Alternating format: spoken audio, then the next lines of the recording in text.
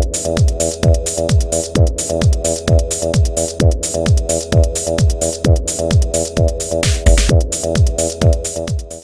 folks, today I'd like to take a casual peek into part 2 of my 12-inch G.I. Joe collection. Continuing on, this is the Doughboy soldier I showed you at the end of the part 1.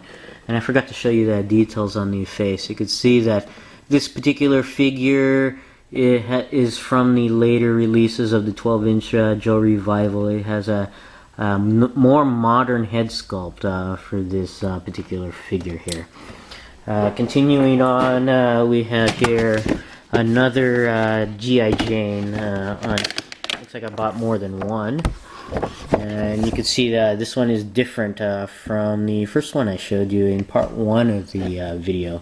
Now I do remember purchasing this one, what was before Big Lots. I think it was McFrugal's, now that I remember correctly. And I had found this for, I think it was like $10. There. And this is not a G.I. Joe, obviously. This is just a figure I bought soon after the birth of Munchkin #1. So this figure set is over 10 years old now. Not sure why this was in here. Probably just keep it unopened with the rest of these figures here. Next bin we have another non-G.I. Joe figure. This one here is Action Jackson. I'm not sure why I got this. Probably for the cool accessories here. Even has a laptop on there. And probably I think because I thought this guy looked similar to James Bond. So that's the only reason why I think I purchased this. This is from Playing Mantis. Interesting. Here's a this is not 12-inch G.I. Joe. This is a recreation of the original Joe in 3 3/4-inch scale version, and is a keychain, a detachable keychain of the Action Pilot. And the original G.I. Joes had 4 initial release figures. One of them was the Action Pilot. There was the Action Soldier, Action Pilot, Action Marine, and Action Sailor. Although that Sailor does not look like the original Sailor on there. And this guy looks like an underwater guy. So, but that's kind of cool. Looks like I had 2 of those guys. And here's another Foreign Soldiers collection. This one is the Japanese Zero Pilot. And you can see here, this figure's got looks like a painted mustache there. And he's got some accessories, and I bought this one at a KB, if I can get into focus there, for $20. So this one is one of the cheaper Joes. And you could tell the box is not as big, and although it still comes with quite a few accessories here, even a samurai sword, which is very, very cool. And I do love this guy's uniform here, even the boots. It's very neat on there. And here are some of the carded versions of G.I. Joe. These look like from the later releases. Let's see the date here, 2001. Yeah, because the earlier carded figures weren't as thick. They actually weren't as square either. They were more form-fitting. And you can tell also from the head sculpt that this is from one of the later releases there. And I really don't even remember purchasing this. Navy SEAL Takedown Team. There's another carded one. Korean War Army with a recoilless rifle on there. Very nice. Even has the dog tags, which were pretty much standard with the Joes. And here we have a Desert Army Saws Gunner on there. Very neat. And we have here Desert Striker. I really don't remember purchasing this. Some more. They also have a description here. And we have here Urban Camo on there. It's very neat. And We also have here an Ultimate Soldier, which was produced by 21st Century Toys. They were pretty much a competitor for Hasbro during the G.I. Joe revival. And this one here is of an Air Force recruit, it looks like, or in basic training. And 21st Century Toys initial releases, this was, I believe, an initial release. You could see that the head sculpt is just, it's alright. And they really did improve over time and really gave Hasbro some competition, because, and I'll show you some of the accessories, because their accessories were really top notch. And their figures also got better over time, and you can see that this one is just very basic, and the head sculpt is just kind of meh. But but this was one of the first Ultimate Soldier figures from 21st Century Toys. And we have here Ted Williams, who had served during the Korean War as a fighter pilot on there, and you can see the likeness of Ted Williams. And he even comes with a baseball bat, which is very, very cool. And also a baseball. So that's very neat. I really like to have this figure set. And there. On to the next bin here. And what we have here is a figure set of General Eisenhower from the World War II line.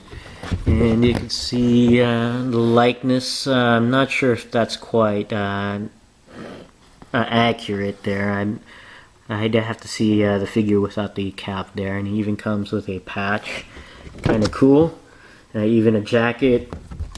And it looks like some sort of display base underneath the figure. On there. Even it comes with, looks like waders as well. Pretty neat. On there. And I do remember that you have Patton here. They even had Colin Powell. General Powell on there, and you can see some more of the other World War II figures. And I have another Medal of Honor recipient figure. This one is the second in this series of Mr. Mitchell Page on there, and you can see the 30 cal machine gun there. And you can see this figure here, and I remember reading an interview with Mitchell Page, and he did remark on the figure that the hair on the figure was a little too red, I believe. It looked a little too fiery. It could be, or the other way around. I can't remember, but I think it was too red. There's the Medal of Honor there. And you can see it comes with the rifle, the bandolier, or not bandolier, but magazine belt, and also the 30 cal that he used at the time. Kind of cool. And of course the description there, just an extensive description, which is very, very cool. We have here Adventures of G.I. Joe, which was a recreation of the Adventure Team from the 70s, and this was celebrate the 35th anniversary here. This one was called Challenge at Hawk River, and you can see here Mr. Joe is got the peach fuzz hair on there, which is very, very neat. And you can see the hawk here on there, and you can see accessories. I don't know if you can see it behind him, but he's got a raft, which was pretty neat. And of course grappling hook with rope on there. And also on the back of the package here we have it looks like a mini comic on there. Very cool on there. And Hasbro even went to the Revolutionary War period on their Joes. This one is of George Washington on there. And you can see George Washington there, very neat. Even I guess the flintlock pistol. Looks like a telescope there, a table. Very neat accessories, and I love the costume here. Very, very nice on there. And looks like I got this one on clearance because this one was clearance down to $15. So this was probably 50% off at the time. We have here another Adventures of G.I. Joe. This one is called Save the Tiger. And this is kind of neat. On there, even has a tiger there. And I remember having one out of the package because I remember this tiger.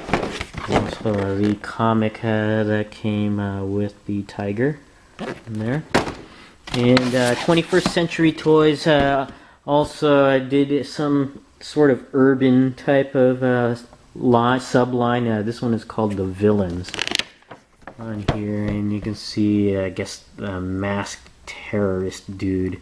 And I think there was some controversy over this at the time. I don't know if it was Columbine or not. I have to look it up again, but there might have been a controversy over this particular set. This here is a, I believe from the G.I. Joe Collectors Club, which I was a member of at the time, and this is a recreation of the Normandy Ranger. It looks like a one of only 10,000 on there. And you can see the figure here in the package on there. Very neat. And I'm wondering if this was released, yeah, this was in 98, which was about the time of Saving Private Ryan, when that was popular in the theaters and they recreated this figure here. And I'm not sure what this one here, oh yeah, this one was purchased from Cotswold Collectibles, which was another pretty much a competitor of G.I. Joe or Hasbro. And this was a recreation of the second Ranger Captain, Point de Hawk, which is pretty much like that figure there, but their version of it. And like I said, Saving Private Ryan was pretty popular at the time, and you can see, looks very much like the character that Tom Hanks played on there. And next bin here, we have, looks like a few more figures. Here's a stretcher on there.